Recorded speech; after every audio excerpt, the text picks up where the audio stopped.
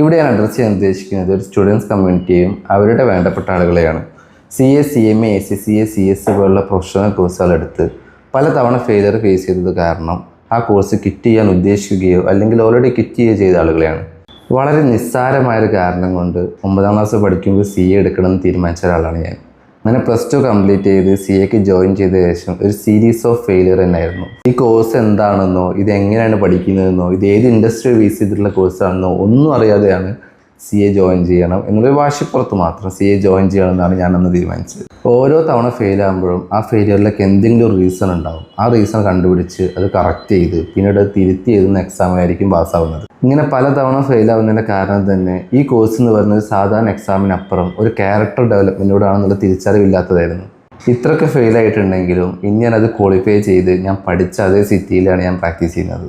പക്ഷെ ആലോചിക്കുമ്പോൾ പലപ്പോഴും എനിക്ക് സമാധാനം തോന്നാനുള്ളൊരു കാര്യം, ഈ ഒരു ഫെയിലിയറിൻ്റെ ഇടയിൽ എവിടെയും സെക്കൻഡ് ചാൻസ് എടുക്കുമ്പോഴും തേർഡ് ചാൻസ് എടുക്കുമ്പോഴൊന്നും എൻ്റെ ഉമ്മ ഇതുവരെ എന്നോട് നിർത്തിക്കോ, മതി, വേറെ എന്തെങ്കിലും നോക്കിക്കോ എന്നുള്ളൊരു അഭിപ്രായം പറഞ്ഞിട്ടില്ല. പക്ഷെ ഇതുപോലെ തന്നെയാണ് എല്ലാവരുടെ അവസ്ഥ.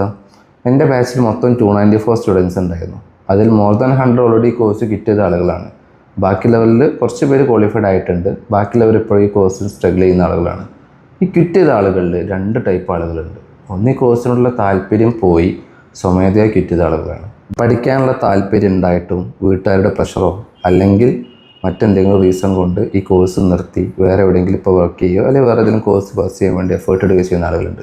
ഈ ഒരു കോഴ്സ് കിട്ടുക എന്നുള്ള തീരുമാനം അവരെടുത്തത് അവർ ഫുള്ളി കൺവിൻസ്ഡ് ആയിട്ടല്ല എന്നുണ്ടെങ്കിൽ അവർ ഏത് ഫീൽഡിൽ പോയാലും ആ ഫീൽഡിൽ അവർക്ക് എത്ര റവന്യൂ ഉണ്ടെങ്കിലും അവർ ഹാപ്പി ആയിരിക്കും എന്ന് നിങ്ങൾ വിചാരിക്കുന്നുണ്ടോ? ശരിക്കും ഒരു കോഴ്സ് കിറ്റ് ചെയ്തിട്ടുണ്ടോ?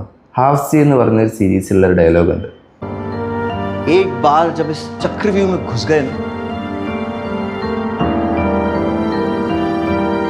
तो बाहर निकलना बहुत मुश्किल है. താല്പര്യത്തോടു കൂടി കോഴ്സിൽ വന്ന ഒരാൾക്ക് ഈ കോഴ്സിൽ നിന്ന് ഇറങ്ങി പോവുക എന്നുള്ളത് അത്രയും ബുദ്ധിമുട്ടുള്ളൊരു കാര്യമാണ്. ഈ കോഴ്സ് എന്ത് കാരണത്താൽ നിർത്തേണ്ടി വന്നതായാലും അവരുടെ ഉള്ളിൽ എന്നോ ഒരു വിഷമം നിലനിൽക്കുന്നുണ്ടാവും. ഇപ്പോഴും അവരുടെ സ്റ്റഡി മെറ്റീരിയൽസ് വീട്ടിലെ റാക്കിലും ഷെൽഫിലൊക്കെ ആയിട്ട് ഇരിക്കുന്നുണ്ടാവും. എന്തെങ്കിലും അവർക്ക് ഈ കോഴ്സിലേക്ക് തിരിച്ചു വരാൻ പറ്റും, കോഴ്സ് കംപ്ലീറ്റ് ചെയ്യാൻ പറ്റും എന്നുള്ള പ്രതീക്ഷയിൽ.